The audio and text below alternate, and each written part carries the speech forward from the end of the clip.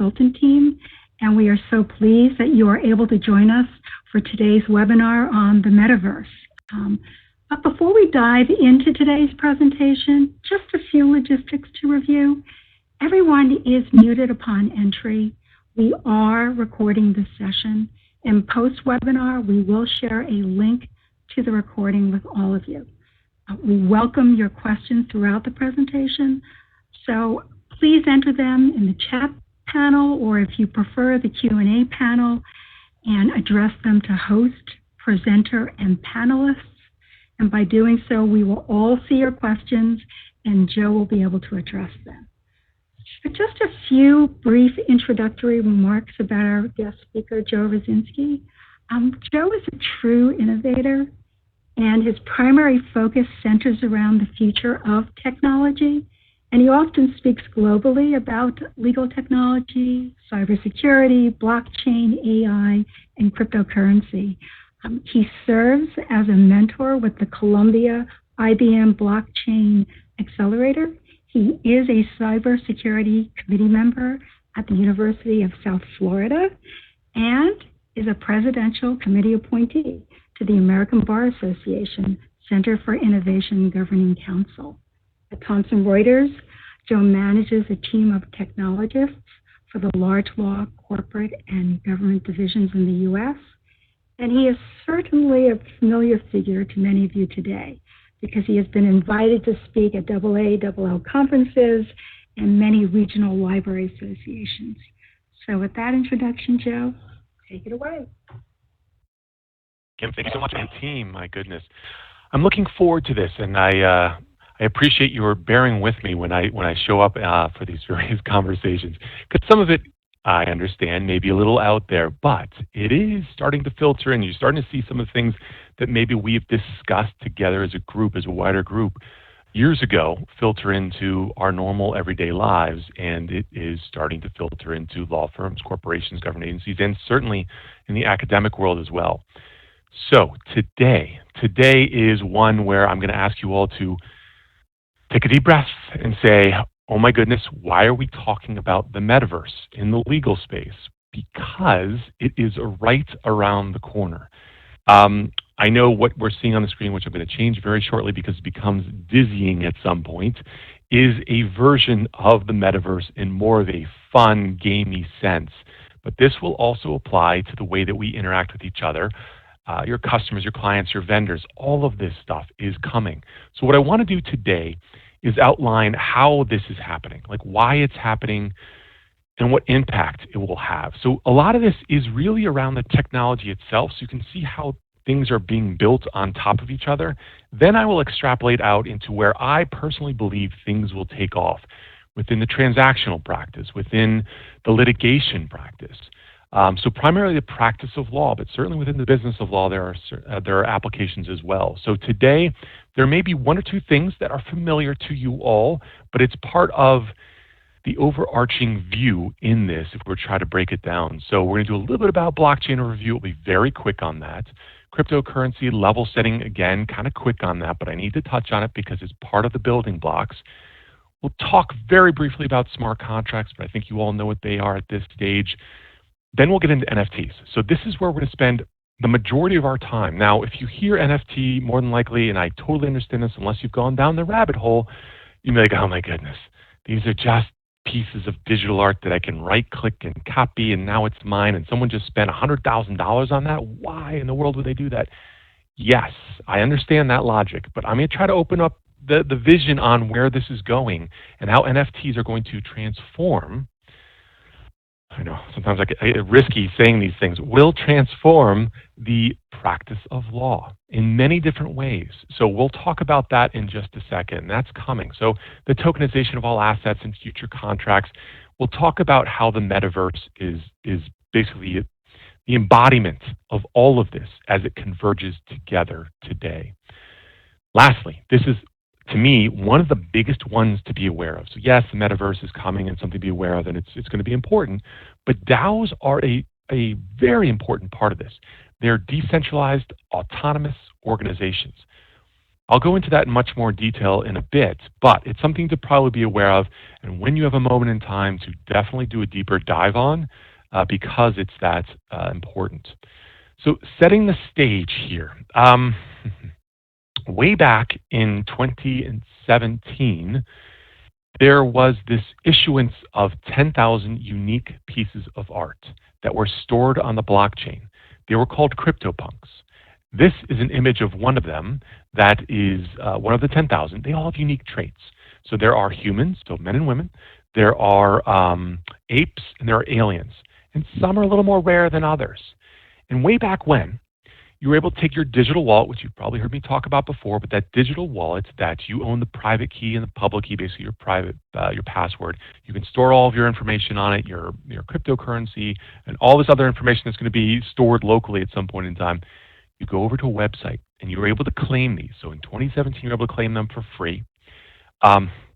This is where it gets weird, and I'm not going to try to go down the road of prices, but it tells you what's in the consciousness of people and why this is starting to take off.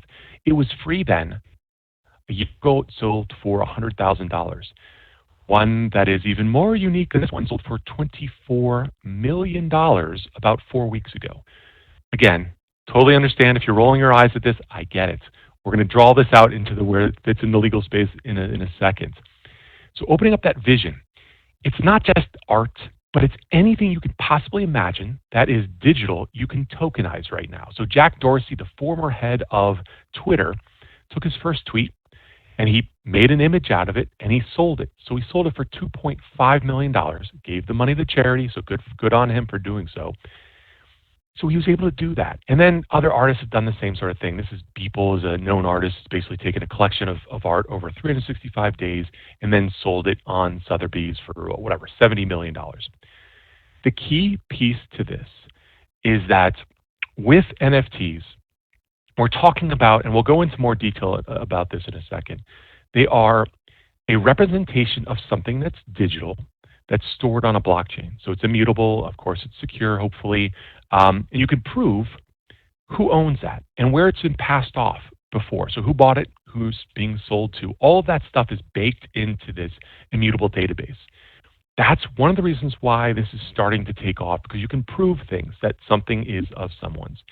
I am not going to go into more detail about this than to say, if blockchain is still new to you, there's clearly tons of information on this, but fundamentally all it is a database that's distributed. It has a bunch of mechanisms in there to help prove that, money went from one person to another, and it takes out the middle person. So there's no middlemen, there's no intermediaries anymore, except for a bunch of computers that are running code. Hope you feel good about that, because that's the future. So that's what's starting to happen. So that's, in essence, blockchain, a database that's distributed. We're not going to go into any more detail about that. And the transference of any information. So in the beginning, it was Bitcoin. Then it's other cryptocurrencies. Now it's NFTs. And we're going to start talking about DAOs. It's the same sort of thing. So it's this database that's storing the information that's able to prove the entities that own it, sell it, that have it, right? So those are a very, very fundamental concept around this. Cryptocurrencies, very quickly, because the metaverse will use cryptocurrencies, they'll use either the currencies themselves, so like a Bitcoin, which is trying to be like, of course, the euro, the dollar, whatever the case is. But the really important part here are all of the other blockchains that are out there, Ethereum being the second biggest out there, but now there are at least, I'd say 15 to 20 that are up there that are being used for different types of things, especially when it comes to the storing of information. It could be any data that you can possibly imagine. People could leverage a blockchain for. So it's leveraging the smart contracts, which I think you're all familiar with. You know the history behind this.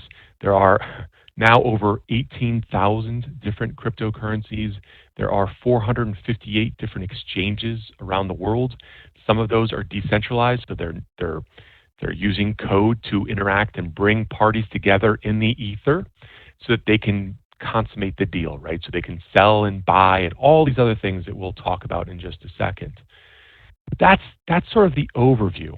And I think you all know how you would participate, but I'm going to spin this a little bit. So that the classic example of, okay, So Joe's been talking about this for too long, and maybe it's going to do something, maybe it's not. Let me just test the water. So you would go to a Coinbase and you would transfer over your dollars and you would buy these tokens, yes. Then you move to, there's other exchanges out there that we talked about. So Coinbase and Kraken and Binance, there's 450 others. But the decentralized exchanges, as you see at the bottom right-hand corner, DEXs. So it stands for Decentralized Exchange. That's where things are starting to take off. Now, what we're used to is the left-hand side, right? So what you see is that blue circle, and it's the centralization of activities. We have a bank. We all know that we're going to go to Bank of America. You're going to take your paycheck, old school, take your paycheck in there, you sign it, and it's in the bank. They're keeping the ledger. They know everything about it, but you're interacting with that central repository. This is the twist. So the twist in the metaverse and beyond is this idea of total decentralization. So now I can download a digital wallet, and the first time I initiate that wallet, it gives me a private password that I never share with anybody else. But it gives me a public key, so public address. It's almost like the address to your business or your home. And anytime you want people to send you anything, think about, yes, in the beginning it's cryptocurrencies, now it's NFTs, anything else you're talking about, your medical records or whatever you want to store in that digital wallet that you totally have control over, it would be done in this fashion. So it's a decentralized fashion of being able to send information back and forth between two people. Now it's becoming more and more assets. But you could see the same sort of thing with books or periodicals or whatever the case is. You have a membership to something and you actually store that code or that login in that particular digital wallet. So as we start to build on this, if you haven't gone down the road, I would encourage you at some point in time to just spend $5, maybe $10 in doing so. So you would download, and there's many of them out there, a digital wallet. This digital wallet has a plugin that could sit on your phone. It can sit in your browser. And the most popular out there is MetaMask. So MetaMask. And it allows you to, of course, set it up. And then you can use this as it's almost like your email account. So if you want, let's say you want a book and it's a digital book, it's sent to you, you're going to use that email address. You have any other bits of information you want, you're using this as your central repository for all of your assets and information. That's what we're talking about when we're talking about a digital wallet. Now, I'll do a few other slides on this just to give you an idea for what you would do. So when you want to interact with the blockchain, you're basically saying, oh, I see that I want this NFT, this piece of art, or this cryptocurrency, or whatever the case it is. You identify it, and you basically can purchase it. And when you purchase it, you're paying the set amount of money that it says. Typically, in this example, we're talking about Ethereum. So you're paying it in ETH, and then you're paying a little bit of a fee, which is actually high now, but a little bit of a fee for the transaction, which means that when I want to transfer it from Kim, so Kim has this beautiful piece of art that she took, and she's now stored on the blockchain as an NFT, has a unique identifier, and I want to buy that. So she's like, Joe, you can buy this. I'll sell it to you for $1,000. I'm like, it's a little high there, Kim, but okay. So she tells me how much it is. I put that amount in, and then I click connect. And what it does is it goes out to the blockchain and identifies that she is the owner of this, the sole owner of it, which is awesome because it's thus far impossible to break that. She's the owner of it. And then I'm paying a little bit of a fee to pull that off, basically the blockchain, to prove that it's mine, and then store it under my version. So it's still back on the blockchain, still identifying the same thing, but it's changing the ownership. It's time stamping it. But I'm paying a little bit of money to do that. I'm paying Ethereum, the blockchain, this huge grouping of computers that are all working together to solve that this is going to happen. And so then eventually it goes into my wallet. So I can look at it, or I can go onto the blockchain and see it, that I actually have that asset.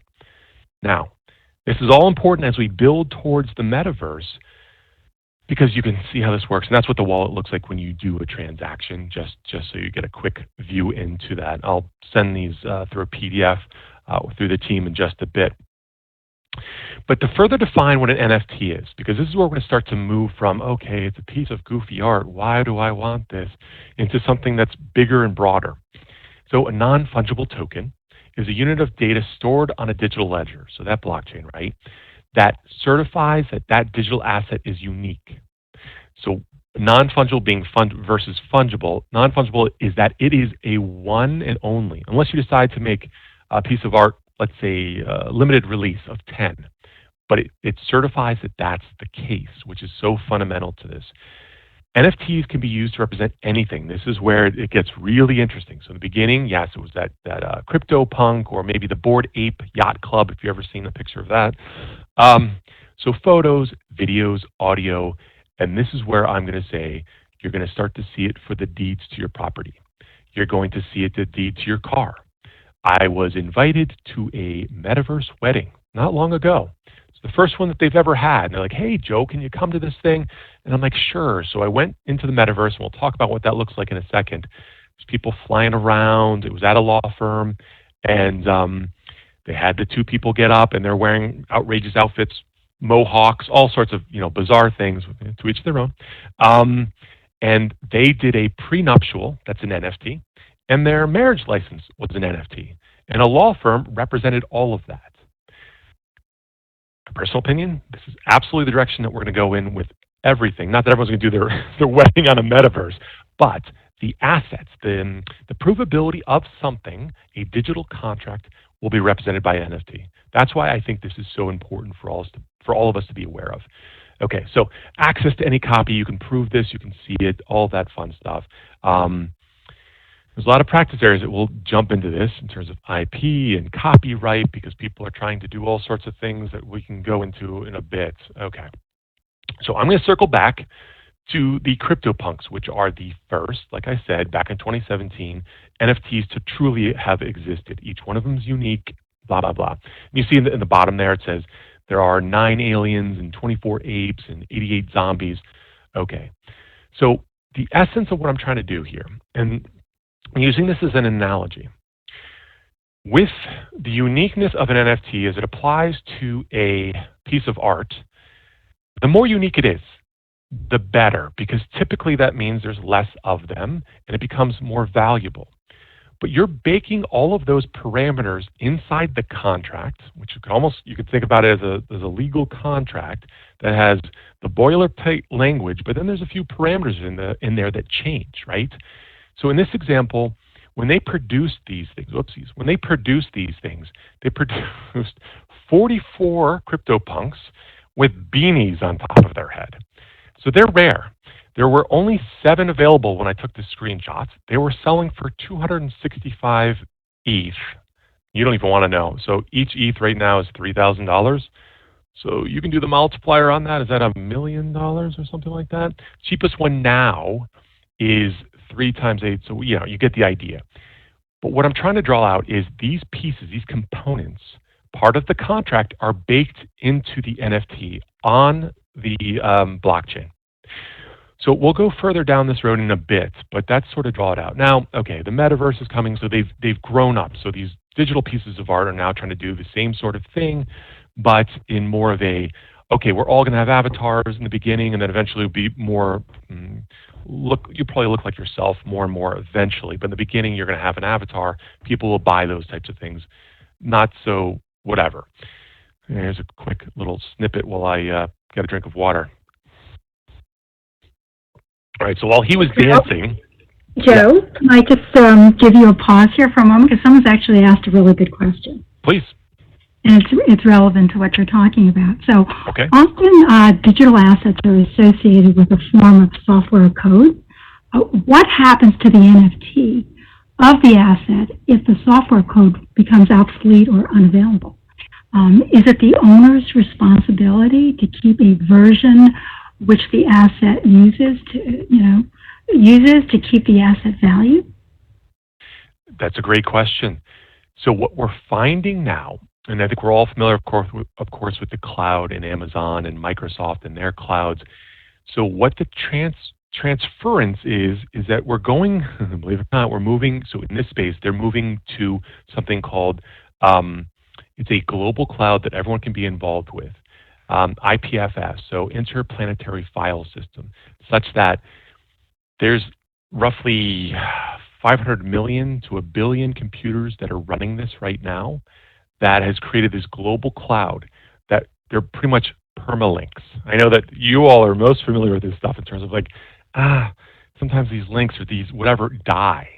So in essence, this should live on in perpetuity. I know that's a bold statement, but these pieces of art and reference points to that as the owner of it, the asset owner of it, and then reference to that image or that copy of that image or whatever it is, should always be connected in that way. But it's a great question because we're still in the early days, so who knows what's actually going to happen with that. But that's a part of it. You're absolutely right, because certainly things get sunset or lost or whatever the case is. But so far with the idea that blockchain is like at a point in time going forward, until that changes, that paradigm changes, it seems to be something that will continue to evolve, but always have and contain that data, starting at day one, so to speak. I know that can be a challenge to believe, and I get that too. Great question. So over time, artists have come along and built digital pieces of art, right? And they've hosted these things, and they're available, and people can download them and buy them and all that fun stuff. Not necessarily the most important thing, but it's sort of, we'll talk about why people are doing this very quickly right now is because when we go to the metaverse and people have their homes in the metaverse, they're going to have digital art on their wall. And so that's the initial phase. People just want to have these initial pieces of art that they can put on their wall and say, yeah, this is the beginning of the phase when this happened, or when like Amazon just came out. People are like, yeah, you should get Amazon stock. Like, and be like, why would I want to do that? I mean, all they're doing is just, they're going to ruin all of our bookstores. My local bookstore is going to be gone. Like, why do I want to do that? And now you're like, oh, maybe I should have bought Amazon back then. So people are doing the same sort of thing with these pieces of art. But again, that's just something that's not as key to this. This is the part that I want to sort of draw this comparison about legal contracts, building those contracts going forward, eventually the litigation that will ensue. So what we have here is, if you wanted to create a piece of art, let's say Kim does have some photography that she's taken around New York City, in Brooklyn, some beautiful pictures of the bridge and all that fun stuff, right? She's able to do that and potentially monetize that. So how would she do it? Well, there's several sites that you can do this at. This is the part that I want to sort of bring your attention to. So she's able to go and draw, take this picture and describe it. So in the name section, you're describing this piece of art, maybe the Brooklyn Bridge. Then it's the description, number of copies, and then the royalties. So for anything that's of an asset, maybe it's a one of one. So it's that marriage certificate, or it's the deed to the property, or in London, a deed to your flat, right? You're able to do all of that within this NFT to represent this sort of thing. Now, if you wanted to go down the road of music and royalties or anything else, you can bake that into the contract. So for going from now into perpetuity, every single time so I bought that picture from Kim, and I want to sell it to somebody else, I'm paying her 10% automatically. It's happening behind the scenes. As soon as I click go or purchase, it's automatically happening. She's automatically getting money herself. And going forward for forever, anybody who buys that same picture from me and then somebody else, Blythe gets it, and then Wendy gets it, keeps going. Then Jane, so Kim's still getting 10% or 5%, and you can put that into the contract. So you can see that, like, as you start to build out contracts, and more you've seen this already, there are tools that allow you to do this, where all of the language is normally the status quo, same old stuff, but you can change parameters. And this is the stuff that you're going to start to see more of, and then eventually store on the blockchain. This I'll skip over. So then there'll be places to buy and sell this, maybe even contracts. Maybe this is the place that you're going to go as part of the purchase of your new house. You'd go to a site, and you're maybe on Zillow. And you're on Zillow, and you're like, you know what, I love that house. You visit it, you take a look at it, and instead of going through a broker, you can negotiate directly potentially with the seller, and then you click buy. The funds go in, and you can connect to a DeFi, so a Decentralized Finance loan. That money gets put in. But can you imagine? This is a disruptor to a lot of different groups when we start to think about this a bit more. All right, so markets. There are many markets when we're talking about different components of this. The real piece that I wanted to focus in on is, as we start talking about the metaverse in just a second, is that yes, it started off with art. Now it's music. So the next big trend is that a lot of the music that's out there, maybe from some of your favorite artists, they will issue this via an NFT. So if you want the album, CD, whatever you want to call it, MP3, you'll do it via this. And you'll probably use your digital wallet to do that. In the beginning, they'll have a period of time where you're able to use, dollars or whatever the case is, but at some point in time, that will transition over. Then you can see further down, there's virtual worlds. So there's land that you will buy or can buy right now if you wanted to be so bold.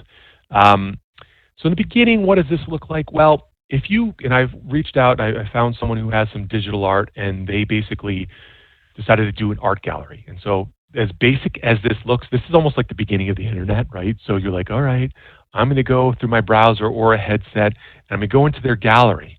As you go through their gallery, you can sort of hover over any piece of art as you walk down, and you can learn more about it, who the artist is, who owns it, when they bought it, all this stuff. You can imagine that's a launching point for a ton of different things. That's the initial idea. So as we move forward, you really start talking about the metaverse in and of itself. Now, there's two things happening, because I've gotten the question before about, well, we had this thing called Second Life. And when I started my job at Thomson Reuters 16 years ago, there was a lady that was really into this thing. And, she loved it. And she actually developed her own T-shirt shop down there. And she was selling T-shirts in the metaverse, which really was way back when. But the difference now is that you have blockchain, which allows you to actually prove that something is authentic, that it came from Nike or Adidas or Hermes, if I'm pronouncing that right? So you can prove that this was purchased by this individual from this organization.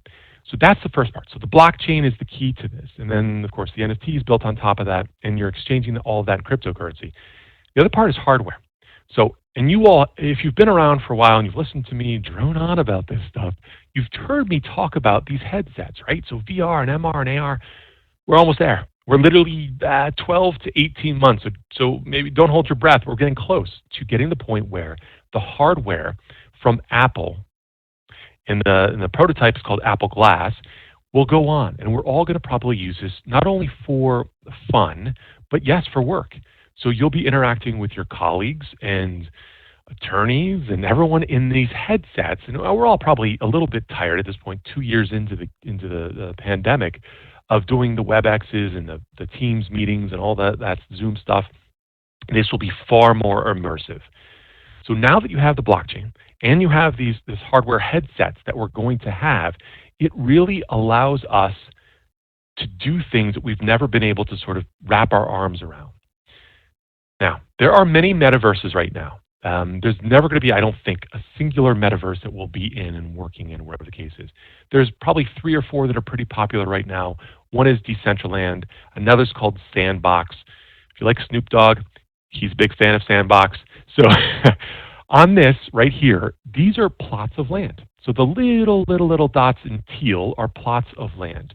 And what they've done is they've tried to group the plots of land by neighborhoods. So you might have a technology neighborhood. You may have a law librarian's neighborhood, or a law firm neighborhood. All these types of neighborhoods are being built, and you can buy land down there right now. And it's literally a square, and the one that I know of, it's like 75 by 75 yards. And you can do whatever the heck you want with that. You can build a house on that. You can build, a garden and pools. And those are all NFTs. So you buy a house, you buy the art inside, you buy the roof, you buy your avatar. Every one of those things is something that you would purchase and you can prove that you own. It's an NFT, and you can go to the blockchain and say, it's in my digital wallet, here it is, and here's everything I have. So that's how that's going, and then I'll do one more. This is a more granular view of that. So you would buy this little plot of land. This is close to a main plaza, and you're right on a road. So it's kind of like classic real estate. Location, location, location. So that's the idea behind this. But if you haven't gone down there, you can do it in a browser. So any one of you, it's probably fine to do it from the firm or wherever, but you'd log into like Decentraland or sandbox.com. Maybe you develop an avatar initially. It's free to do. And you can kind of bebop around. You can go from one house to another, and you can kind of float in. It's really weird, but you float in. And so I had floated into this law firm that had the wedding, and it was strange because you can walk to, and you're like looking around, and there's all sorts of characters. You can go up and talk to someone. So you can literally go up and see their name and talk with them. Again, very strange. So in the beginning, it's kind of blocky and like that. But in the future, we're clearly going to have something that replicates how we look or how we want to look. And that's another whole, we're not going to go down that path because, people may want to change how they look for whatever reason.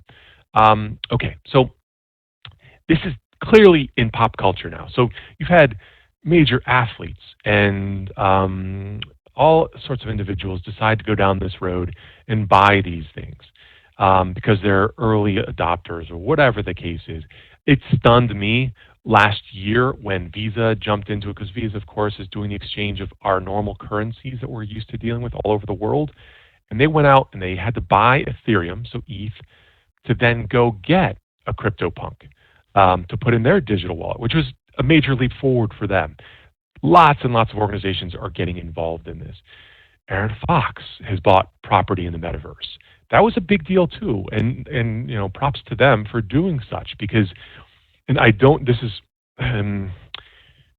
so a lot of this stuff is coming, right? So it's not. It's there. It is there, but we're all sort of barely putting our toe into it. For those firms and those organizations that really want to get into this, there is a ton of opportunity. It's early days, but there's a ton of opportunity. So some of it's branding, and it makes a lot of sense to go down this path, in my personal opinion. So that's great for them that they did that. So part of this is that DeFi that we've probably talked about before, but the decentralized finance. So I want to spend a few seconds on this because it basically allows you as an individual to, banks are still very important, but now you technically don't need a bank. If you want a loan, you can put up your assets, and some people are taking some of those, let's say it's a CryptoPunk or the Bored Ape, and because those things are worth, let's say, $300,000, something absurd, they're able to use that as their asset to leverage. So they can put that up and say, if I don't pay my loan to you, then you can claim that. So the same old stuff that we're used to, but it's all digital and it's all working off of code to be able to do these things. So there's all sorts of derivatives. So the fintech space, this is going to be amazing. It's already taken off and it's there, but pretty much everything you can possibly imagine in the financial structure world is now being ported over there into the crypto DeFi space. It's now also being enabled by the Metaverse through NFTs. So it's all kind of coming together and converging, which is pretty cool to see, but it's also kind of frightening. So new financial systems, definitely disruptor to banks, but really neat. Access for everyone. Okay. Now, I'm guessing if you have a financial practice inside your firm or you're spending time with your students or even on the corporate side, this has come to light. I was talking about it a long time ago. So we're going to have a digital dollar. It's going to see how it's going to take some time. Mr. Biden has, as you all probably know, put out some guidance through an executive order probably 3 weeks ago to say, hey, all agencies, you need to get together. We need to come up with some common language around cryptocurrencies, around all of these parts that fit into blockchain, and then let's come up with some commonsensical ways for the United States to potentially come up with a digital dollar. And then how are we going to legislate, how we're going to regulate, how we're going to do all of this. And so part of that is all coming to a head right now, which is good to see because there's been, obviously spent some time in this space, there's been a lot of talent that have left the United States because there wasn't or isn't clear guidance on some of this. It's increasingly becoming a little more clear, but there's going to be a lot of back and forth on this over the course of the next several years.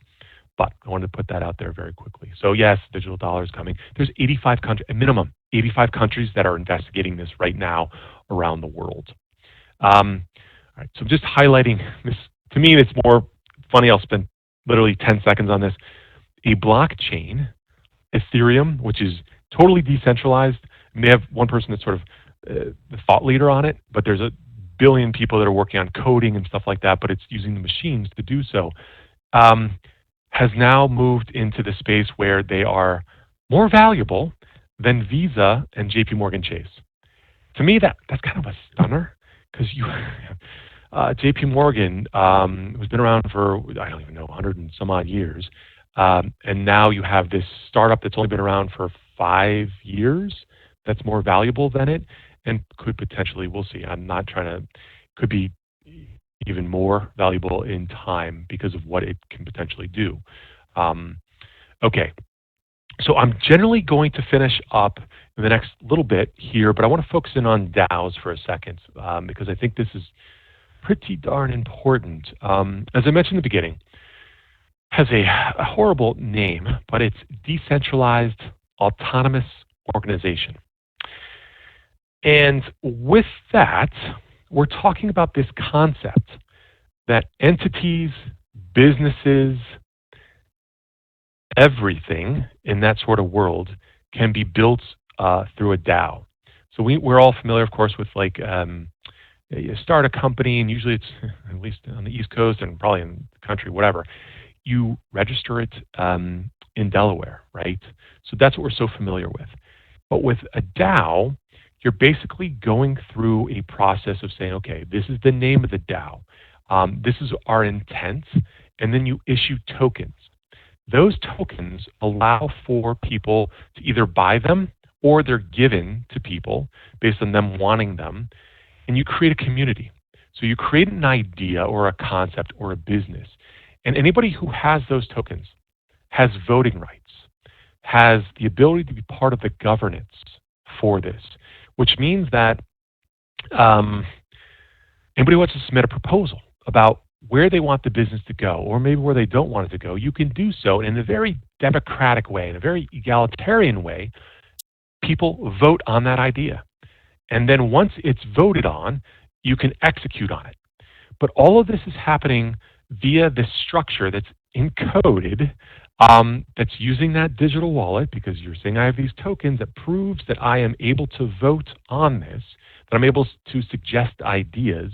And it creates this whole new world of people now building businesses that are very much this, and I wasn't a child of the 60s or whatever, but this concept of like, wow, now we're at a place where we can all get together, come up with an idea, propose it, and then have people get together and sort of debate it and then execute on it. And so things are starting to come about in that space. And there's many DAOs that are out there. I've been putting it off for too long, but I'm probably going to pull together a DAO just for the heck of it. So people are doing it for investments right now. So it could be an investment club. So you put in a set amount of money, and it's on the blockchain. You can prove it. People can't swindle that because you have multi-sig, which means multi-signatures. So you have to have a little minimum of, let's say, 5 or 10 people agree that money should be transferred. All of these things are built in for security. So fundamentally, when we get to it, in the beginning, it's a little more human intervention, but eventually, these will be autonomous. And eventually, these will be, this is where I know more eye rolling, will be government agencies, potentially, in the sense that, what are we asking our government to do? What are we, not trying to get political here at all, but what, as human beings, what are we asking? We need more funding for our schools. We need our streets to be fixed. What if you're able to propose an idea and have that entire district vote on it and say, well, we have this amount of money. Well, okay, then we can allocate that kind of money to it. Everyone votes on it, and boom, you're good to go. And you can prove who's voting on it because you were able to set up the system to be able to do that. Now, that was me running afoul of where I'm supposed to be going. So here, let me give you a quick example of a DAO. And I don't know if this is the best example, but maybe it'll resonate for some. So what is our interaction with a vending machine? So when you were back in the office, and I'm actually for the first time in our Minneapolis-St. Paul office, in-person meetings in 2 years, which is insane. So I'm just coming off of that. So I might be full of little vin and vigor here. But what we're talking about when you're interacting with this particular vending machine is that you go to it and you know you're hungry, right? So you want the Snickers bar. So what do? Well, you put in your dollar or your credit card and tap down, and you're saying, this is a contract that I am developing with this particular vending machine. So it takes your money, it gives you the snack. That's the agreement. But when you go further out there, you start to say, okay, what can this machine do? This dumb machine that has code, let's say it's all built on code. Well, it knows when to reorder. It also knows what's more popular. So it knows not to reorder the Lay's potato chips because no one's buying that. It also knows, of course, when the cleaning service should come.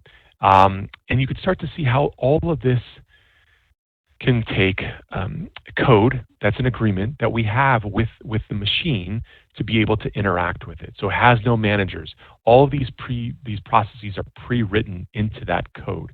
Now that's the most simplistic example, but you're seeing organizations do this right now. And I'll give you a few tangible examples right now. And this one was fascinating. So about 7 days before one of the latest copies of the Constitution that came available, there's 11 of them left, and you all probably know this better than I do. There's 11 copies of it left in physical form. Sotheby's did an auction of it recently, and 7 days before, a DAO said, "Hey, why don't we buy the Constitution?" People are like, "Yeah, let's buy it. That'd be kind of cool to see what we can do with this new technology." So they called it the Constitution DAO. And anybody who wanted to participate could go to the website saying, "Hey, we're going to buy the Constitution." And you'd go to the website, you'd connect that digital wallet, and then you use 1 ETH, and they'd give you a million tokens. All right, now I got a million DAO tokens for the Constitution. Eventually, in 7 days, they raised $45 million. The target for the Sotheby's auction was between $15 and $20 million. That's what they thought it was going to sell for. Joe, Mr. Geeky Boy here, decided to watch this on YouTube, and so he went on to YouTube and watched the auction. And there's a number of people that were like bidding up to like $100,000 and $2 million, $3 million. Like, wow, that's pretty cool. And then all of a sudden, someone said $15 million, and the next person was like $20 million. It boiled down to 2 individuals, and I'm sitting there like, I'm pretty sure that my DAO people here are voting or whatever, are bidding on this thing, but who's this other person? Kept bidding. It got up to $43 million, and then it sold. And no one knew at that time what happened. So what ended up happening was that it was a hedge fund guy and the DAO, and they went back and forth. And the DAO had a certain limit for how far they could go because they needed to reserve amount of money to be able to preserve this thing, to take it to a library. And this is what's cool. They'd already put up, where do you want this to be housed? Which library around the country do you want this to be housed in? And people could vote on that already. But they lost. And so it was kind of unfortunate to see. So it was neat. And then you could either return your tokens or you could hold on to your tokens. And that's not that important, but it kind of dissolved the DAO at that point in time. This is an interesting one. So where you're going to start to see some of this stuff filter in, whether you like him or you don't, Julian Assange was able to, someone decided to create a criminal defense fund for him by creating an Assange DAO.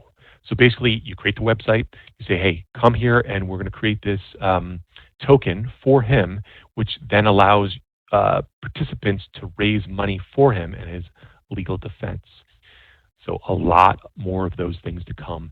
I once, probably 4 or 5 months ago, I was talking to a group of people, and I mentioned that my guess is that in the not too distant future, maybe a year, 2 years out, maybe less, you're going to have an NFL DAO. So a group of people that decide that we want to buy an NFL team, or we want to buy a basketball team, a football team over in the UK. They create a DAO, and people, and you can imagine the people that are really into sports are going to donate money to this because they're like, I have almost like a part ownership in this, or the governance of it. Once they have these tokens, they can raise the money. They could potentially buy that team because they're going to raise billions. I almost guarantee that these DAOs will raise as much money as necessary, and it's this crowdsourcing type of thing. But they'll also have the governance. So let's say they want to choose who they want to draft. like, oh, we want to draft this person from this particular team or from this school, whatever the case is, they can help in that decision making. Not that that's the best way to go, but that's a concept that potentially could grow out from this. So there's a lot of DoW makers out there right now. So groups or organizations that are in this space, like as you can see, grants for DAOs and collectors for DAOs, and a lot of nonprofits, in my personal opinion, will maybe go down this road depending on how that fits in with the 501B, whatever it is. Forgive me. Yeah, so all of those types of things. This is an old slide that I think if you've seen me talk about before, it's finally, I feel like a little more validated maybe. All this stuff is coming into existence. So the tokenization of all assets is happening, may happen more on the metaverse initially, but that's also happening in our real world too, in real life as well. So let me see, there might be one more, that final thoughts, and then I'd love to hear if there are any questions. So ultimately, we're talking about the tokenization of assets and the codification of rules. We've always had, people have been able to create these decision trees, AI decision trees, all of that stuff, but if you're able to take that and put it into a smart contract and eventually into a legal contract, well, you have a lot of synergy and a lot of things that are starting to come together at once. DAOs, I personally believe, will become the norm. They will be more than likely a lot of the new business entities. They will be driven by community, people with common thoughts, ideas, values, whatever it is that they believe in, will start to develop these things. And it's not all about money. It's really more about governance and community and doing things a little bit differently than we have been able to do in the past. NFTs are the roadmap, on-ramp, sorry. So in the beginning, yes, they're art, now they're music, and then there's going to be NFT legal documents, in my personal opinion. The metaverse will be us more and more putting on these devices. In the beginning, maybe a few hours, few meetings, and then it'll be the horrible things we've seen in sci-fi movies where we're probably spending too much of our time in that space because it's all consuming, and it can be, and everything's bright. It can make it look whatever you want. Like my house is on the beach with beautiful waves coming in and the palm trees hanging over. And yeah, I don't have that. So I can kind of experience that. And I know there's nothing ever to replace the human interaction, but it will get us closer. DeFi is a huge part of that. But there is no question, in my personal opinion, that there is amazing opportunity ahead for legal tech, for legal space, for the practice of law, and of course within the financial fintech space as well.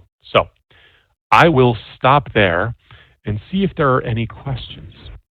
We do have a couple of really good questions, Joe. And just going back to earlier when you were walking us through the gallery of artwork, the question came in and it said, you can burn a painting or shred a document. I assume an owner can remove their assets and it's permalink, so it seems like it never existed. Yes, so you can burn ownership to any one of those NFTs that you want. It's kind of funny. You can actually burn any cryptocurrency that you would want as well. Basically, send it on the Ethereum network, and because it's most popular, I'm just going to talk about that. You send it to a specific address. It's unrecoverable. No one can recover what goes to that particular address. Crazy story. The person that started Ethereum was gifted, because he has a known wallet address. People sometimes gift him whatever. It could be an NFT, could be cryptocurrency. Someone gifted him what amounted to $3 billion worth of their token. And he took responsibility. I don't want that. So he took a certain percentage of that and gave it away to charity. The other, $2.5 billion, he sent away into a space that no one will ever recover again. So really interesting that he did that. Yeah, great. Another interesting question. Can you speak to the environmental impact of all the digital mining and how they are working to minimize that? Yeah, it's a great question. I just wrote an article about this. So I think we've all heard there's definitely two sides to this. There is a lot of electricity that's used to confirm Bitcoin transactions. That's still happening, and I don't know if that's going to change anytime soon. But believe it or not, the second biggest blockchain, Ethereum, and all these other blockchains that are following are moving to proof of stake. So the first example that I just described with Bitcoin is proof of work. That means your machine, and you can literally feel, when your machine gets really, really hot, it's the processor that gets so hot so the fans have to cool it down. All of that's requiring tons of electricity. So in the Bitcoin example, your machine's going to town to try to solve these mathematical problems. The person that solves that mathematical problem gets to save the data to the blockchain. They're the first person to save it, and they get money. They get rewarded for that. Not efficient, not environmentally friendly at all. Proof of stake, which is going to take over the course of the next, could be 2 months, could be a year away, uses 99.9% less electricity because it's a totally different model. Proof of stake means that, okay, I want to make some money off of this. So what I'm going to do is I'm going to take some of my money, let's just say they're Ethereum. I take these tokens and I put it into a smart contract, and it helps validate the network. The more tokens that are on that network, the more difficult it is for my machine or someone to cheat the system. So you basically are staking tokens. You're putting them into a smart contract. They're safe, they're secure, you hope, and you're earning interest on that. But it doesn't require the processing power at all. And so the Ethereum network is moving to this, what they're calling version 2, hopefully in the next few months. But that will solve the majority of these problems for the vast majority of the blockchains that are out there. Because the other blockchains who've been around for less time are already on that, the proof of stake version. It's the Bitcoin, that's the one that's using a lot of electricity. But believe it or not, the Ethereum network is doing way more transactions than Bitcoin is today. Bitcoin, then, their group really need to solve that problem. But the good news story is that it's not as bad. It's not great right now, but it's going to get much better in a few short years. Great. Yeah, a couple of really great questions. Another one, digital currencies and DAOs sound like they might be useful for things such as money laundering, hiding identities of members. Has there really been any ideas generated to prevent criminal usage? This is a tough one. Years ago, we all think of Bitcoin as anonymous. It's not. It's pseudo-anonymous, which means that once you know that person's address, you can see every single transaction. It's actually even more clear than most things. It's more clear than cash. The problem now is, so blockchains in and of themselves are amazing because they're like an accounting mechanism. You can see every single thing that happens on it. And so that'll be great in many respects. But the problem is that's starting to surface is that there's technology that is available now that can cryptographically hide things. So the scary thing here is that the cat is out of the bag. There is no way at this point in time, because a lot of stuff is so decentralized. I don't think too many criminals are using this stuff right now. They still don't even understand. I don't think they're there yet. But at some point in time, it does concern me that we have these ways to hide transactions. There's very few that are doing this now, but it could become more of the norm. So we're going to have to think about as a society how we can better do this. Various countries around the world right now are doing lots of KYC. So if you have monies on the exchange, it's all identified. You have your social there. That's definitely trackable. But when you start to have people move over to these wallets that they own, that nobody else can really kind of control, plus this other encryption that sort of sits in there, that's where it's a real challenge. I've talked to a lot of federal agencies about this and companies. That's a tough one. We'll see. Great. So another great question. I'm excited about this new online existence, but we still live in physical bodies and still have to ingest real food. Do you anticipate a retro or backlash movement to quote-unquote real activity?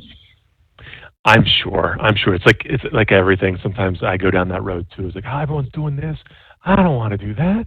Yeah, I feel like that'll be a thing too. People like, but it's like saying now. There's maybe one or two people I know in my life. They're like, yeah, I don't even want a phone, and so they've done away with their phone. So if you can say, I don't want to deal with my phone anymore. Like I don't have an iPhone. I don't have an Android device. Maybe you have a flip phone, like old school, literally just flip phone. If you can get into that mindset, then you can get into the mindset of I'm not going to be in the metaverse, because that's what it is. It's just as ubiquitous as us using this computer right now or using our phones right now, it will become, in my personal opinion. Great. A question about how do they build trust and reputation? We pick a bank because of its reputation and longevity. It's like, I guess you're in the metaverse. I mean, how do you build trust and reputation? So this is great, excellent question, because they all are, seriously. It's trust in the code. So you might say, oh my goodness, I don't know, we have issues with our programs and our software all the time. Because this stuff is open source, you tend to have less of an issue because of it being open source. No disrespect to like a Microsoft, whatever the case is. Open source software tends to be far less buggy because you have 100,000, 200,000 eyes looking at this, and they're all making sure that somebody else isn't trying to cheat the system. Secondarily, it's I would never be the first adopter to any one of these things, like a DeFi protocol that's out there, so a decentralized bank that are there. I'm not going to be the first one in the door because it makes me nervous. Early days, it's going to make a lot of people nervous because there will be hacks. There will be things that happen because someone didn't vet the code properly. But in time, we'll see that this is going to be something that should be very trustworthy. It will always be something. There are always usually individuals that are hacked, but I don't think it's going to be 100%. It's not going to be much better. Like there's still going to be problems, but yeah, I'll leave it there. Great. More questions, Joe. When a public company signs a really large contract, they often need to disclose it on Edgar. Are these digital contracts on Edgar as well? Is the SEC still thinking about it? No, it's not. None of that stuff's there. Very early days. I can imagine that it will come. I talked about this recently with some colleague, and I said, proof of something that's specific. Like, what about our patent and trademark office? And I was like, yeah, I mean, this is kind of like a universal patent in some respect because you're going to be able to enforce that. Yeah. And so Diana asked a very good question as well. It says, it seems like you're focusing a lot on the what and the how. I keep being asked why. Yeah, why, right? Because if I can prove that I own something that's digital or physical, and I can do that with such utter ease, and it's an immutable thing, it's almost easier than proving authenticity to things that are like, oh yeah, well someone signed that with their signature, or I know that that's in some ways, because everything's moving in this digital sense, it becomes sort of an intuitive outgrowth of what needs to be there as we move further and further down the road of this. So I totally get that, because if you're in this physical world and you're still dealing with all this stuff, you don't necessarily need to do that, but increasingly it's moving in this space. So that's kind of the why, I think. Great question. Well, Joe, we have many more questions. We're at the top of the hour. And so I am going to note all of these questions, and we will certainly get back to all of you that have asked these questions. But with that being said, we do want to thank you for joining us for this hour with Joe. A very interesting conversation on the metaverse. We did record this session, and so afterwards we will send you a link to the recording of the PDF copy. Correct, Joe, of your PowerPoint? Yes. So they'll be able to go back and refer to it and so forth. So that will be coming to you hopefully by the end of the day, if not tomorrow. And then Joe will be back with us next week on Wednesday, March 30th for another round. And so if you'd like to rejoin us again, feel free. Certainly feel free to tell your colleagues if you found this to be a very interesting talk. We're going to repeat it next week on Wednesday the 30th at 3. So with that being said, I thank you very much for your time today, Joe. Always interesting. And thank you all for your engagement, high engagement. Really do appreciate it. Enjoy the rest of your afternoon. Bye-bye. Thank you all. Thank you, Kim.